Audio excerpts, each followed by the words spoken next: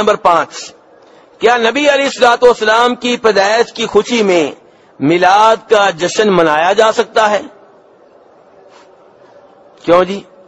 نبی علیہ الصلوۃ والسلام دنیا میں تشریف لائے، ہر مسلمان اس بات پہ خوش ہے کہ آپ آئے، اور الحمدللہ اللہ نے ہمیں آپ کا امتی بنایا۔ کیوں جی؟ سارے خوش ہیں، الحمدللہ بہت زیادہ خوش ہیں، اور اللہ کا شکر ادا کرتے ہیں کہ اللہ نے اپنے حبیب علیہ الصلوۃ والسلام کی امت میں ہمیں پیدا کیا، آپ کا امتی بنایا، اور آپ کے اوپر ایمان لانے کی توفیق بھی دی۔ نبی علیہ الصلوۃ والسلام پیدا ہوئے تو آپ کے رشتہ داروں نے، آپ کے دادا نے، آپ کے چچا وغیرہ نے خوشیاں منائی، بڑے خوش ہوئے۔ تو نبی علیہ الصلوۃ والسلام کی پیدائش پہ آپ کے رشتہ دار خوش ہوئے ہیں۔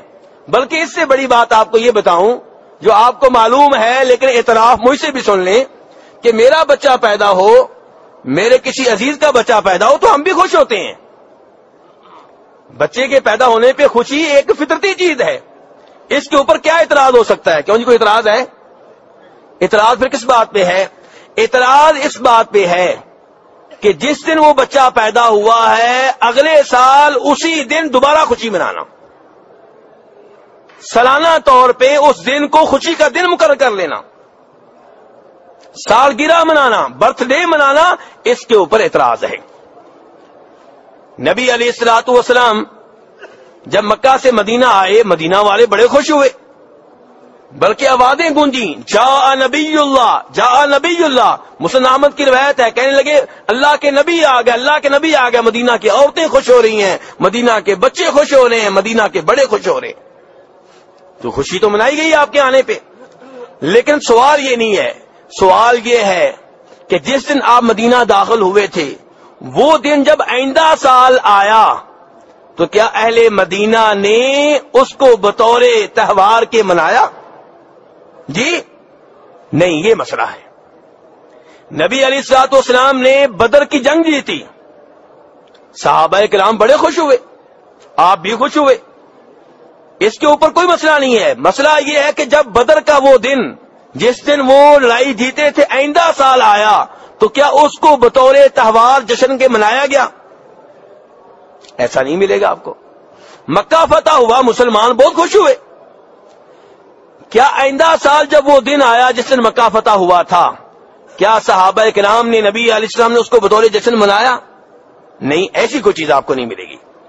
تو نبی علیہ الصلوۃ والسلام کے دنیا میں آنے پہ ہر مسلمان خوش ہے، 24 گھنٹے خوش ہے، پورا سال خوش ہے، پورا مہینہ خوش ہے، پورا ہفتہ خوش ہے، لیکن اس خوشی کے لیے ایک دن مقرر کر لینا، اس خوشی کے لیے ایک دن مقرر کر لینا اور اس دن کو عید قرار دینا، یہ سوال ہے۔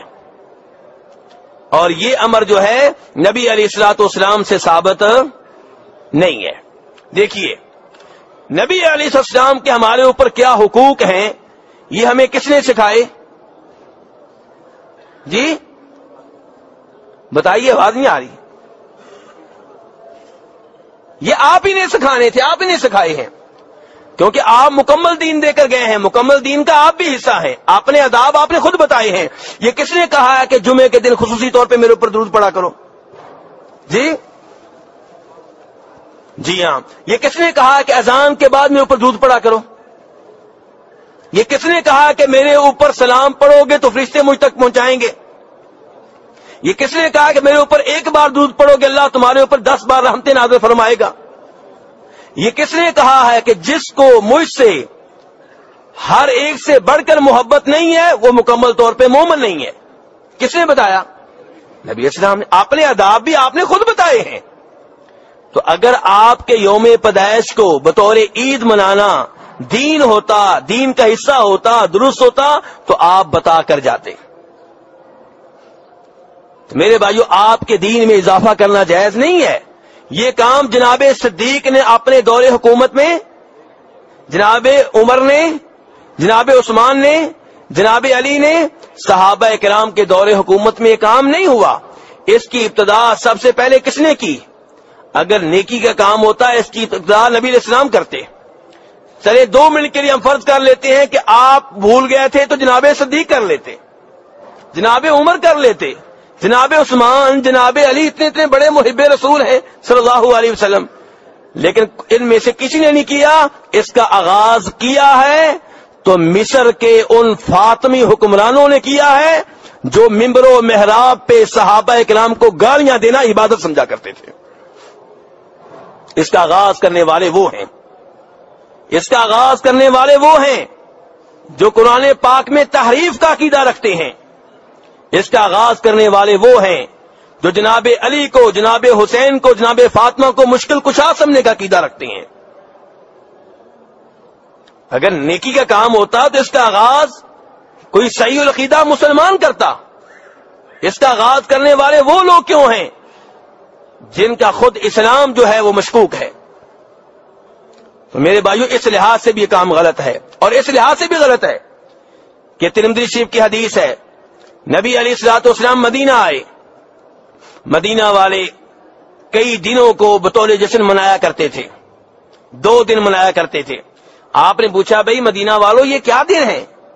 کہنے لگے یہ ہماری کھیلنے کودنے اور خوشیوں کے دن ہیں۔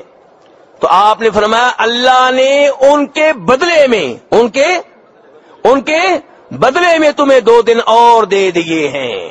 آپ نے یہ نہیں کہا کہ وہ 2 دن بھی رہیں گے اور 2 دن تمہیں میں بھی دے رہا ہوں، وہ 2 دن ختم کیے۔ فرمایا ان 2 دنوں کے بدلے میں اللہ نے تمہیں 2 دن اور دے دیے ہیں، ایک عید الفطر اور ایک تو اسلام میں سالانہ عیدیں کتنی ہیں؟ تیسری کوئی عید نہیں ہے میرے بھائیوں۔ اور میرے بھائیوں عجیب بات یہ ہے کہ نبی علیہ الصلوۃ والسلام جب مکہ سے مدینہ آئے ہیں، آپ یہاں پہ رہے ہیں، فوت ہو گئے ہیں، جناب صدیق حکمران بنے ہیں، جناب عمر حکمران بنے ہیں، تو مسلمانوں کی میٹنگ ہوئی۔ میٹنگ کا مقصد کیا تھا کہ ہم کوئی نہ کوئی اپنا سال مقرر کریں، تاریخ مقرر کریں، یعنی کہ عیسائیوں کی تاریخ سے ہم الگ ہو جائیں، ہماری اپنی تاریخ ہونی چاہیے۔ جیسے عیسائی کہتے ہیں عیسوی کون سا سال چل رہا ہے ابھی آج کل؟ 2016، یعنی کہ جناب عیسیٰ علیہ السلام کو فوت ہوئے کتنے سال ہو گئے؟ 2016۔ تو مسلمانوں نے کہا کہ اپنا سال ہونا چاہیے۔ اب عیسائیوں کا سال کہاں سے شروع ہوتا ہے؟ جناب عیسیٰ علیہ السلام کی، جناب عیسیٰ علیہ السلام کی بولیے پیدائش سے۔ اگر مسلمان نبی علیہ الصلوۃ والسلام کے یوم پیدائش کو اہمیت دینے والے ہوتے تو اپنی تاریخ کا آغاز آپ کی پیدائش والے سال سے کرتے، لیکن مسلمانوں نے، صحابہ کرام نے مسلمانوں کی تاریخ کا آغاز آپ کی ہجرت کے سال سے کیا ہے، پیدائش والے سال سے نہیں کیا۔ کم از کم ہمیں یہاں سے سمجھانا چاہیے تھا، ہم یہیں سے اندازہ کر لیتے کہ صحابہ کرام نے آپ کے یوم پیدائش کا اہتمام نہیں کیا، اور آپ کے یوم پیدائش کے عدم اہتمام کا علم ہمیں یہاں سے بھی ہوتا ہے کہ پرانے علماء میں، جتنے بھی پرانے علماء کرام ہیں، ان میں اختلاف ہے کہ نبی اسلام کب پیدا ہوئے ہیں۔ اگر انہوں نے آپ کے یوم پیدائش کا اہتمام کیا ہوتا تو یہ اختلاف سب کو پتا ہوتا، فلاں دن کو وہ جشن منایا کرتے تھے، خوشی کے طور پہ منایا کرتے تھے، لیکن نہیں، یہاں پہ تو صورتحال یہ ہے، کچھ علماء کرام کہتے ہیں کہ آپ 9 ربیع الاول کو پیدا ہوئے، کچھ کہتے ہیں آپ 10 کو پیدا ہوئے، کچھ کہتے ہیں آپ 11 کو پیدا ہوئے، اور کچھ کہتے ہیں آپ 8 کو پیدا ہوئے، کچھ کہتے ہیں کہ آپ 10 محرم کو پیدا ہوئے، ربیع الاول کے مہینے میں پیدا ہی نہیں ہوئے۔ آپ حیران ہوں گے یہ کہنے والے کون ہیں جانتے ہیں؟ شیخ عبدالقادر جیلانی۔ شیخ عبدالقادر جیلانی رحمہ اللہ کا موقف ہے کہ آپ علیہ السلام 10 محرم کو پیدا ہوئے ہیں، اور پاک و ہند میں جو گروہ سب سے زیادہ آپ کے یوم پیدائش کا اہتمام کرتا ہے، ان کے بانی کا موقف ہے، ان کے بانی کا موقف ہے، ان کے مؤسس کا موقف ہے کہ نبی علیہ السلام 8 ربیع الاول کو پیدا ہوئے۔ تو یہ جشن کب منایا جا رہا ہے؟ جس کے بارے میں سب مانتے ہیں کہ اس تاریخ کو آپ فوت ہوئے ہیں، اور جن کے دادا وغیرہ زندہ ہیں ان سے پوچھ لیں کہ آپ کے دادا کی جوانی کے سالوں میں 12 ربیع الاول کو کیا کہتے تھے؟ 12 وفات کہتے تھے. یہ 12 وفات تھا. یہ وہ دن تھا جس دن صحابہ کرام رونے لگے, جس دن صحابہ کرام کی آنکھوں کے سامنے اندھیرا چھا گیا, جس دن جناب فاطمہ رو رہی تھیں, جناب انس رو رہے تھے, جس دن کے غم کی وجہ سے جناب بلال نے مدینہ چھوڑ دیا تھا, جس دن جناب عمر فاروق اتنے غمگین تھے کہ انہوں نے یہ ماننے سے انکار کر دیا کہ آپ فوت ہو گئے ہیں, جناب صدیق نے ایتے سنا کر منوایا کہ آپ واقعی فوت ہو گئے ہیں. یہ تو وہ دن ہے جس دن صحابہ کرام رو رہے تھے. آپ اس دن جشن کیوں منا رہے ہیں؟ یہ کس بات کا جشن ہے؟ جیسے نبی اسلام فوت ہوئے اسی دن جشن منانا آپ کو یاد آیا. تو میرے بھائیوں, یہ ہر لحاظ سے غلط ہے. اس میں عیسائیوں کی مشابہت ہے, اس لحاظ سے بھی غلط ہے. تو میرے بھائیوں, یہ بدعت ہے, غلط ہے, اور یہ عمل نہیں کرنا چاہیے. اور اس کے بعد بھائی کہتے ہیں میلاد کا ایک مطلب یہ ہے کہ نعتیں پڑھنا کسی گھر میں جمع ہو کر.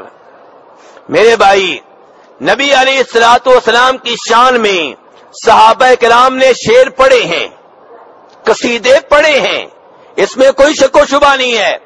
لیکن آپ احادیث اٹھا کر دیکھ لیں, قصیدے انہوں نے کم پڑھے ہیں. عام گفتگو میں نبی علیہ السلام کا ذکر زیادہ کیا ہے, آپ کی حدیثیں سنائی ہیں, آپ کے نماز کا طریقہ سنایا ہے, آپ کے روزوں کا طریقہ بتایا ہے, آپ کے حج کے احوال بتائے ہیں. اس انداز میں انہوں نے نبی علیہ السلام کی سیرت زیادہ بیان کی ہے, شعروں میں کم بیان کی ہے. لیکن ہم نے کیا کر لیا جی, نعتیں شعر پڑھنے ہیں, اور ان میں بھی شرکی الفاظ ہوتے ہیں, اور خوبصورت آواز کو دیکھا جاتا ہے, اور ہو سکتا ہے سننے والوں کو کسی لفظ کی سمجھ نہ آ رہی ہو, بس یہ پتا ہو کہ آواز بڑی خوبصورت ہے. اور عام طور پہ نعتیں لکھنے والے بھی اردو ادب کے تو ماستر ہو سکتے ہیں, دینی لحاظ سے کوڑے ہوتے ہیں. اس لیے نعتوں میں غلط باتیں ہوتی ہیں, شرک ہوتا ہے, بدعت والے الفاظ ہوتے ہیں, مبالغہ ہوتا ہے. اور ہمارے نبی علیہ السلام نے فرمایا تھا لا تطرونی کما اطرت النصارى ابن مریم, کہ لوگوں میرے معاملے میں حد سے آگے نہ بڑھنا, میری تعریف کرتے ہوئے مبالغہ نہ کرنا, حد سے آگے نہ بڑھنا, وہ کام نہ کرنا جو عیسائیوں نے عیسیٰ علیہ السلام کے ساتھ کیا تھا. انما انا عبد, میں ایک بندہ ہوں, فقولوا عبد اللہ ورسولہ, میرے بارے میں کہا کرو کہ اللہ کے بندے اور اللہ کے رسول ہیں. اور آج بندے کہنے والے کم ہیں. اللہ کے رسول کو اللہ کا بندہ کہا جائے تو لوگ گھورنے لگیں گے, جبکہ نبی اسلام بخاری شریف کی حدیث میں کہہ رہے میرے بارے میں کہو کہ یہ اللہ کے بندے ہیں اور اللہ کے رسول ہیں. آج تو مقابلہ لگا ہوا ہے کہ کون نبی اسلام کی شان میں حد سے زیادہ آگے بڑھے گا, جبکہ آپ نے کہا تھا میری تعریف کرتے ہوئے حد سے آگے نہ بڑھنا. یہاں تو یہ صورتحال ہے کہ نسائی شریف کی حدیث ہے, ایک صحابی نے کسی بات پہ نبی اسلام کو کہہ دیا ما شاء اللہ وشئت, اے اللہ کے رسول وہ ہوگا جو اللہ چاہے گا اور آپ چاہیں گے, جو اللہ چاہے گا اور آپ چاہیں گے. آپ ناراض ہو گئے, فرمایا اجعلتنی للہ ندا, تو نے مجھے اللہ کا شریک بنا دیا ہے. کہو ما شاء اللہ وحدہ, کہ جو تنہا اللہ چاہے گا وہی ہوگا.